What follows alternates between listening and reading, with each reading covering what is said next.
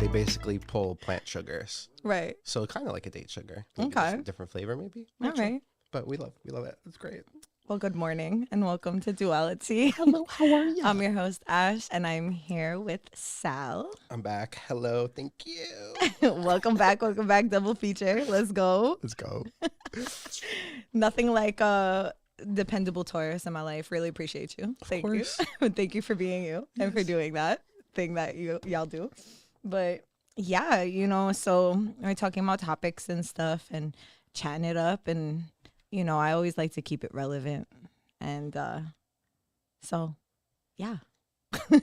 Topic being like, love, and limerence. Limerence is a newfound word and understanding for me. Maybe not understanding, but a word for the understanding, and it's something that, like, I find I've been talking a lot about with different people, especially people in the neurodivergent community. Is like, I find that this is like a resurfacing, like, surfacing word that's been coming to light because of especially like the relatability and just like understanding what that sensation is, so not everyone knows what that word is. So I wanted to ask my friend here to give us the actual definition so we can kind of all be on the same page before we move forward in conversation. Yes. And while we pull up this definition, interesting to think that maybe some people have experienced limerence and just not have a word for it. Right. I feel like limerence is one of those things that you might have experienced that you just don't actually know that there's a word for it. There's a whole experience for it behind it. I know I had that experience. I read that. I was like, there's a word for this? Yeah. Oh my God. It is one of those things kind of backwards, right? Like you experience it and then, one of those things. But okay, so limerence. Good morning.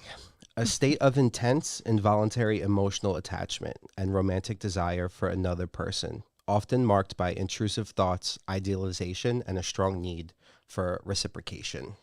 With lack of reciprocation most of the time, which, I feel like is a clear indication of what limerence is. Yeah, more so like the desire of right. reciprocation, wanting it, maybe not so much getting it. But that's a whole pocket that we'll get into. Right. I mean, we can get into it right now. Like, and that's the Delulu pocket. Like, it's just like, you ever have like a crush on somebody and like you're just kind of like waiting for the response or reaction. It could be literal, the smallest breadcrumb. It could be like a follow back, a fucking like, whatever. Yeah. And then it's like, you're like waiting, and then you get a dopamine hit. Like, oh, they like that shit. Like, okay, let me like expand on this whole concept. What were they thinking when they liked it? What made them go there? It's kind of, tumbleweed of thoughts, right? Going down a hill. That's an interesting spot too, because that might even be somewhat of a gray line, like the debate of whether you're fully in limerence or if you're still kind of in like, right? So maybe that's good that we started here in limerence, because a lot of people have like a more solid definition of just to like someone or to love somebody, but limerence can kind of maybe maybe you can actually get a fuller picture of like where you are with someone or something once you know all three, right? So what you're describing is more so like maybe between like and limerence, maybe you need more details, more layers, more experience. Right. So like to figure that out, which could be interesting. Yeah, because I feel like, okay, so how do you tell the difference between if you like somebody, right? Because when we have crushes, we're all just like interesting human beings, right? It definitely brings out a lot of different sensations within a person. And so then how do we discern what is like from what is like maybe the beginning of love to like what is limerence, And for me, with the newfound understanding and definition of what limerence is, like one of my biggest indications is like actual reciprocity too. Like, how rooted in reality is this sensation that I'm having? Am I being met there? And or is this just all in my head and I'm just building upon it in like a really intense way, And then I also notice, like, it's one thing, when you like somebody, you could think about them, you might think about them a lot, but when you're feeling that sensation of limerence, which I've definitely have felt before, it's like it's like so much. It's just like too much. It's like where the intrusivity comes in. Right. Being able to decipher between, like, is this a natural part of my day? Did this person naturally enter my mind? You know, am I doing something that reminds me of this person? Or is like the idea and energy of this person just like making its way into whatever it is I actually have going on right now, you know? And it could be extremely distracting. Like, I feel like, there's a healthy amount of distraction that you can have with having a crush or liking somebody, whatever the case is. But like, I don't know, with limerence, it's like the sensation that I have felt before. It's like, it's destabilizing. It makes it hard already as a person who has really worked really hard to not abandon myself, especially in partnerships, or even just in general, like working on my own people pleasing tendencies, to not abandon myself in, even if it's like platonic or work environments, like to just not, to make sure that I'm also honoring my own needs and like where I'm at. So like my experience of limerence has been like really difficult to hold on to that. It's like it's almost like the extreme of what I'm up against, within myself. And as opposed to, when I start to have developed feelings for somebody, it could feel just a little different. Like, of course, don't get me wrong, like I'm still thinking about them a lot, but it's not like destabilizing me. It's like I can be doing something and like have a thought, and it could come and it can go, and and it's just like more gentle in its approach. Like it's more like, hey. It almost hurts to say that out loud now. Right, it does a little bit. Like, as a very passionate person, like hearing that, but then on the other hand, I noticed that it's like it's really intense when it's not. It's like it feels uncontrollable in a way that it puts like a certain semblance of like urgency and gives me like an undertone of anxiety that I might not realize until after either I interact and do some like awkward shit, or like or like just in hindsight reflect on the conversations that I'm having with my close friends around me about whomever, whatever. The irony is like that is a lot of people's first experience with limerence, I think. And for those of you who are like, this is a new word, we're just subtly talking about like either when you know somebody or you're talking to somebody, situationship, relationship, potential relationship, whatnot. This is a person that you don't know where your ground is with this person. Things aren't entirely defined, right? So when you like someone, things are more casual, things are simple, right? It's like more of the beginning stages. Love is very defined. Love is confirmed, right? Where limerence is very debatable. Limerence is that entire in between, no matter how long it takes with you in a relationship with somebody, where there isn't a common ground that's defined. It's not two people who agree on what the situationship is, right? Like for you, it could be something. For that person, it could be something else. And time is really important, I think, as far as limerence goes. Like is such a new thing, right? It's either like a new person or a new experience with this person. Love is like, again, confirmed, but limerence, there's such a huge in between where you're not entirely sure. And those are the signs, right? Not entirely being sure where you are with the person. And that could be a million reasons why between you and somebody else. Right. Why things are debatable as far as like what's happening here, what's going on. Do I like this person? Do they see me the way I see them? Do I want something out of them? Do they want something out of me? Like it's just that entire middle ground where you're just not entirely sure yet. And a lot can go on there.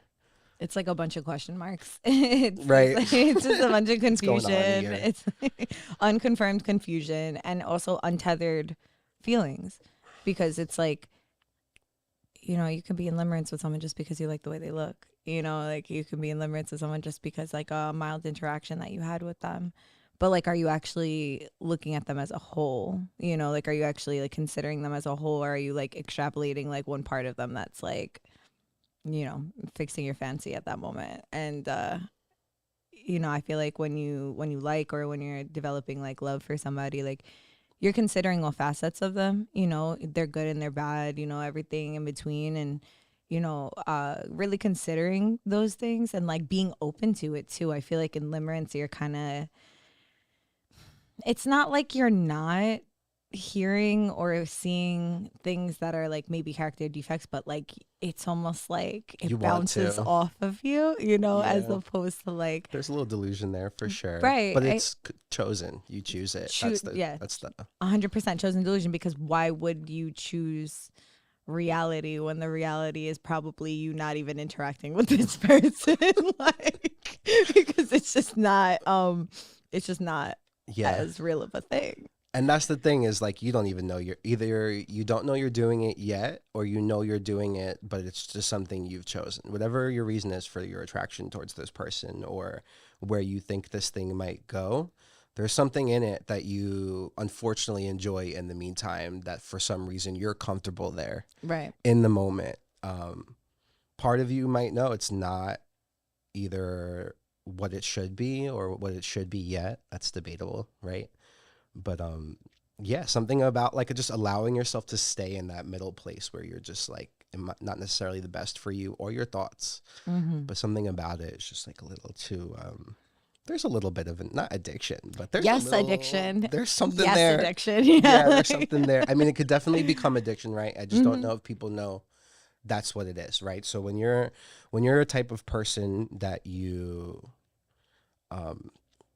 linger, right? Because a lot of limerence in normal terms is just lingering on thought, lingering on emotion and feeling towards somebody.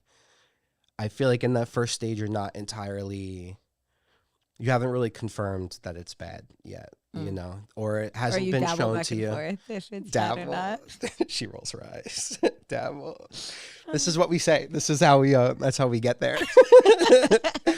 Some of us are just passionate people, and some of us are more prone to limerence. Some of us hold on to things, and some of us just like really care. In a world like this where people can be very brutal, as far as like relationships and even just social relationships, society. It could be tricky being a passionate person, a person who lingers on things, person who like wants a conclusion in a situation, right? And that's where limerence really gets you is, between you and a person when you're experiencing limerence, and for those of you who are experiencing it and don't know that they're experiencing limerence, there really is just a big period where, oh my God, I'm just like experiencing it as I'm talking about it, but you're just not, I don't want to lose it. So I'm just going to say that,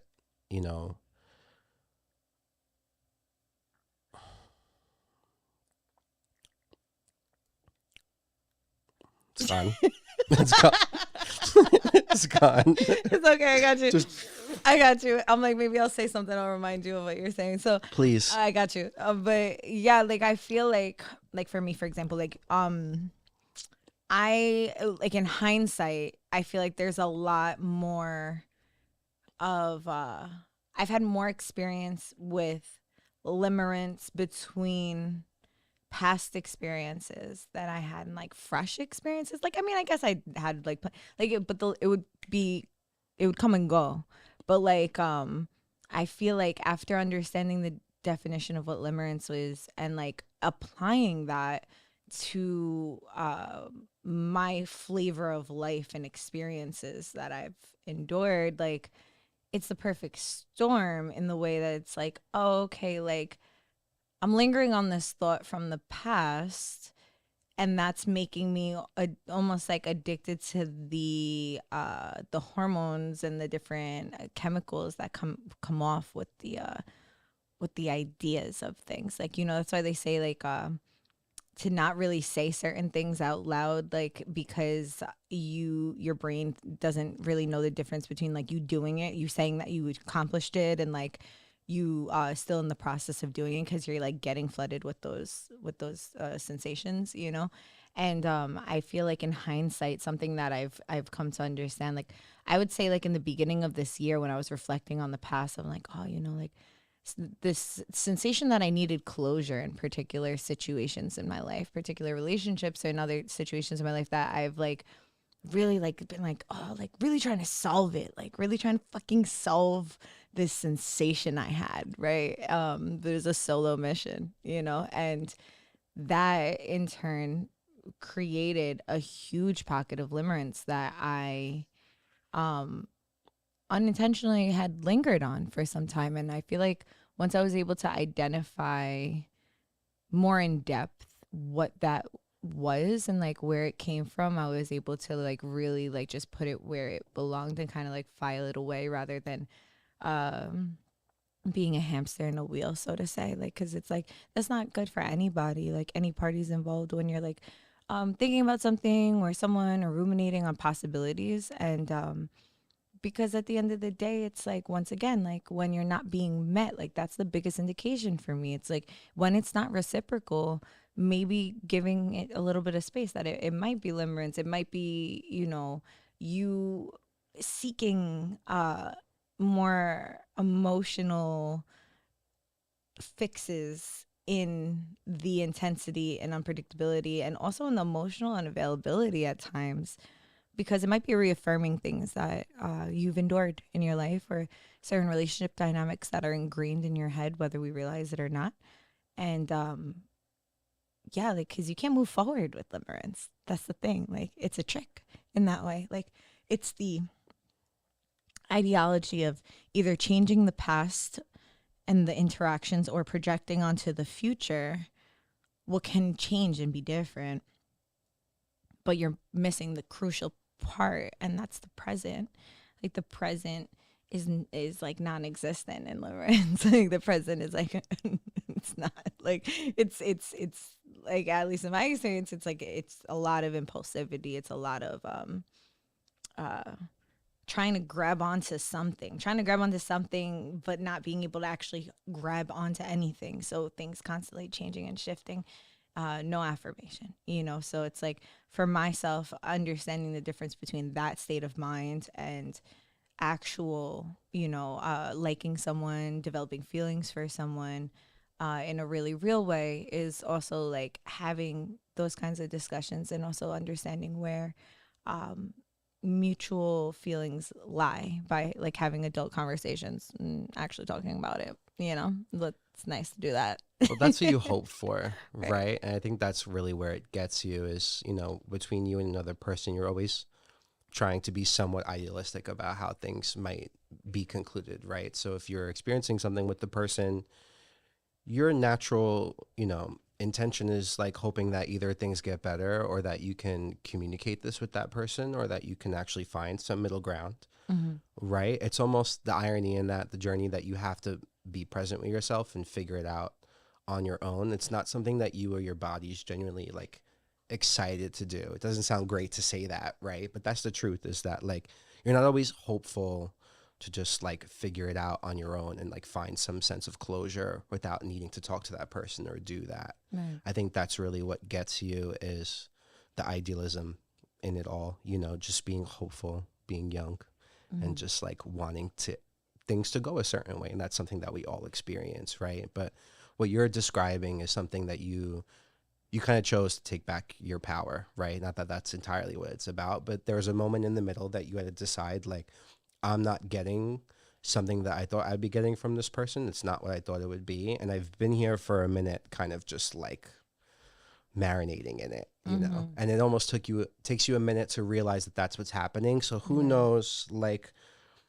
I don't want to be dull, but like what time you've wasted, or like, how you've been just not supporting yourself in the meantime. I think there's like a split second, or just like a moment where you're just like, wait, what am I doing here? At the end, it's like a distraction in the way of like, how there's the concept of like people that help other people out of evasion of helping themselves. It doesn't mean that they're a bad person. It doesn't mean that they don't want to help people. But subconsciously, sometimes the people that are like overexerting themselves and consistently helping other people and not doing for themselves, like, can be a deflection of the work that they need to do within themselves. I feel like limerence is a perfect example of that. It's like, okay, well, if I try to fix what went wrong in my head, and it doesn't even have to be like past relationship thing. It could be like, in my one interaction I had with the person, like if I fix in my head, or like if I behave this way, and then I can attract this, and then it becomes like this whole like mental math that is just not organic. Yeah, that's a great point. Like if you're searching for a distraction, you'll find one, Oh you yeah. know? So limerence is coming for you. That's a great thing to point out, you know, like if you are genuinely searching for that energy in your life, I could see the way that that would find you. And not that all of us like are self-sabotaging to the extent that we chose that. Right. So I wouldn't say that goes for everybody. Some people just have good intentions and get there in the wrong way. But yeah, that's a great point. You know, you'll definitely experience limerence if you are looking for more reasons to not just work on yourself. If anything, that sounds kind of like destined. No, like if you're looking for reasons to be distracted, obviously something's going to come find you. Right. So If you're why searching for it in relationships more than anything. so you know. why not have an extreme version of that, so you can finally get the lesson, so you can redirect your energy to yourself? How long are you going to sit there and ruminate on the same thing that's causing you harm, and literally the same temporary like emotions and different chemicals that are providing you with momentary relief out of just having, like, you know, oxytocin, serotonin, whatever the case is, like in those glimpses or those pockets of really intentional and constructed moments. Because when you're coming from a place of limerence rather than just organic, like or developing feelings, you know, it gets like it can be very intentional. I'm going to do this for this outcome. I'm thinking about this. I'm going to do this for that outcome.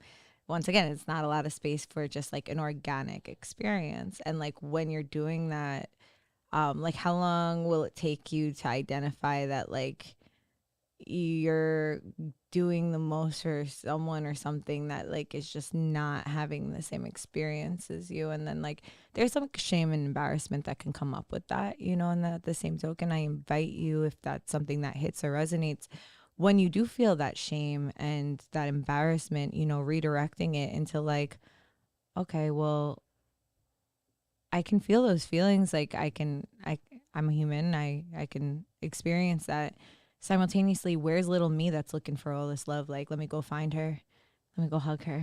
She needs it, you know? She's fighting real fucking hard and doing like a whole strategic plan to try to make this master plan of being seen, heard, understood, and felt in like a really fucked up way because she didn't know any better. Let me find her and start talking to her and developing a better relationship with her and show her that, you know, love and like and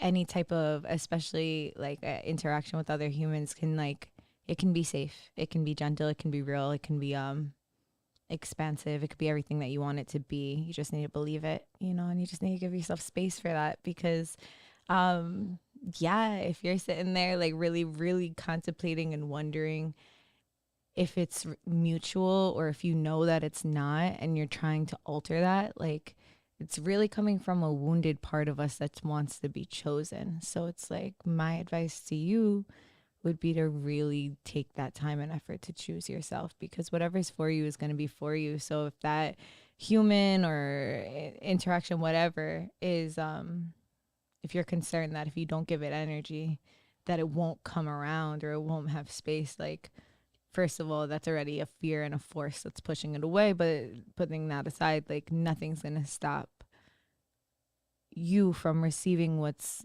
meant for you if you're being yourself, if you're honoring yourself, if you're showing up in full, like despite whatever you know, quirks and things that we have about ourselves. For I feel like if you just show up in full, you have the actual opportunity to receive in full.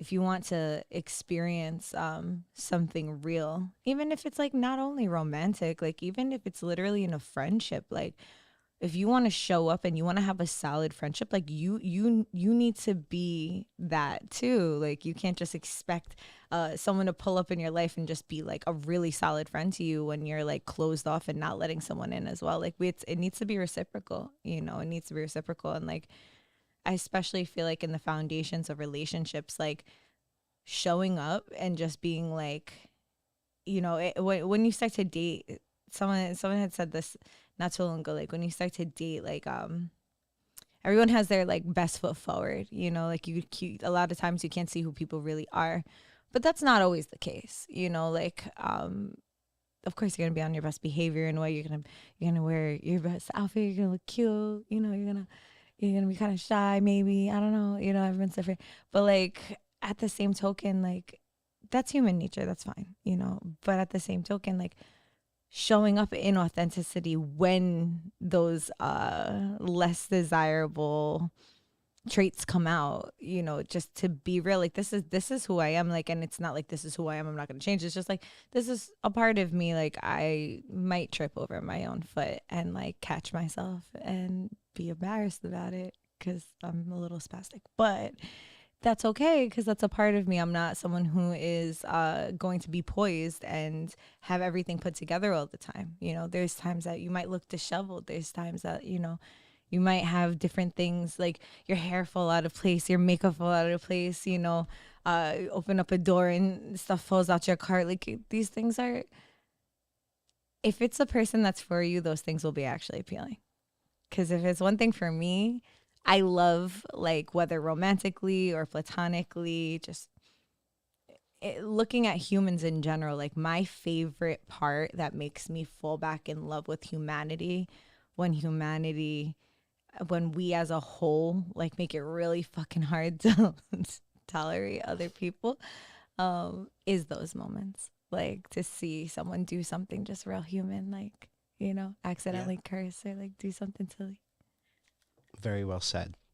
And also the idea that like you're getting into a realm of attraction, which is very important. You know, when we talk about love and limerence, you know, what you do with yourself as yourself is very important as far as what you're going to attract. So if you feel like you're attracting limerence and you don't want to, yes, the best thing you can do is pour into yourself, find a way to show up authentically and just repel people naturally that might bring limerence into your life or might give you a reason to sit in limerence, you know. That comes with the process, right? It's just like experiencing it and seeing how you're going to go about it. That's really important. You know, there is a moment where you have to choose yourself, and who comes into your life when you're in that energy is very important.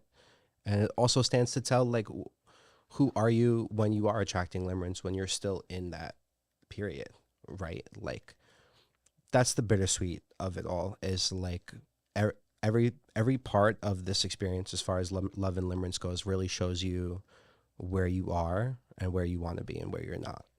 And all this can be traced back to experience with self, right? This is a lot of like your day in, day out of how you're kind of interpreting these experiences, these moments, these thoughts and flashes and feelings that you're experiencing. A lot of it just gets chalked up to like, okay, what do I want to do about this? Mm-hmm. Right? You know, it's a personal choice to either exist in limerence or to choose love and to kind of let things kind of fall. I think that's inevitable when you are experiencing a certain level of limerence or just things that, you know, you're kind of lingering on. You might be doing a little bit more looking back into your past than you should, you know, and part of you knows that you do want to move forward.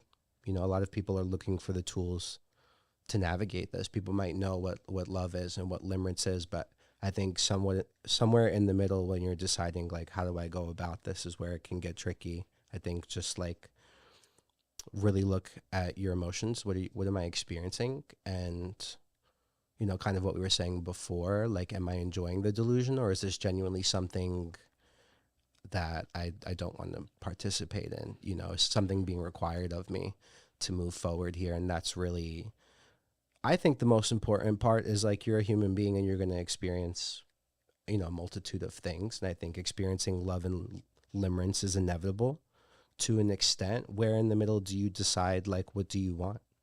You know, it's a really good opportunity, ironically, to decide what you like and what's good for you. Mm-hmm. So there is a certain part of just like unavoidableness there. You know, I don't think it's so much like learning to avoid limerence. I think at that point it's better to just experience it and to take with it what you will. You know, there's so much you could learn about yourself in limerence. You can really figure out where you linger, right? Like, what gets you as a human being when it comes to love and relationships? Are you like attached to a person that's not good for you? Are you like not existing as the version of you that you should be, so you're attracting these people? You know, what is it really about these people that they want you, or that they're interested in you, that they gravitate towards you? It could be a good or a bad thing, right? um, Humans, we come in seasons, so at any given moment you can be more or less like yourself, and who approaches you in those moments is a really good opportunity for growth. You know, you're either going to like really appreciate a person in your life, or they're going to stick around a little too long, or you might let them stick around a little too long. And it's just up to you as a human being to decide what is good for me and how do I get there. I think it's like also a reflection of your internal world, like, you know, kind of like what you were alluding to and touching on. It's like, why am I attracting these people? Why am I attracted to these people? You know, like why? You know, and just like actually just like pausing and sitting with that, because sometimes it's like, oh, like I'm attracted to this, but in more positive, like, you know, when you're meeting yourself, maybe like a little more than you have, um and it's like a positive experience, and you're like, oh, like I'm attracted to this person because this person's reflecting back like authenticity, like they're reflecting back receptivity, like reciprocity, you know, and like I like that shit, you know what I mean? Like that's like that feels good, right? And then there's also like I'm attracting these people that are emotionally unavailable, and like, you know, want to interact on a minimal level without like an actual pursuit, you know? And like that aspect is like, for me it's like, okay, well, how much am I going to endure? Like, do I actually like do I actually care about this? You know, like do I really care about this, you know? And if I do really care about this, like why do I really care about this? Like rather than being like, why do I really care about this, or like, why do I really care about this? Like different octave, because different sensation, right? Like curiosity to judgment. That's really interesting. This person pretty much did nothing, but yet I'm very interested in them. Like, I wonder why, you know, or like this person did the most, and I'm not interested. I wonder why, you know, or then something in between where, you know, it just might be like a match, and it's like, oh, like I'm really engaged in this, and this is building. Like, I wonder why. And as a person, like for me, in my own experience, like I've struggled with like chronically U-hauling in different experiences and in romantic relationships in particular, but also just in general. Like if I like something, I kind of like lock the fuck in, you know. But that could be blinding at times, right? Tunnel vision, and because I'm aware of that within myself, at any time that I start to feel that sensation, I kind of disengage and like ask myself like, okay, like, well, what's going on right now? Like, are we you know, just like really really wrapped up in the good feelings and like not looking at anything else, or are we like, you know, it's okay to be excited, like it's okay to be excited, but like touch grass, you know, like like bitch, touch some grass and like settle the fuck down and like look around and see what is also a priority, because once again, once you start prioritizing everything after that sensation, what do you call that?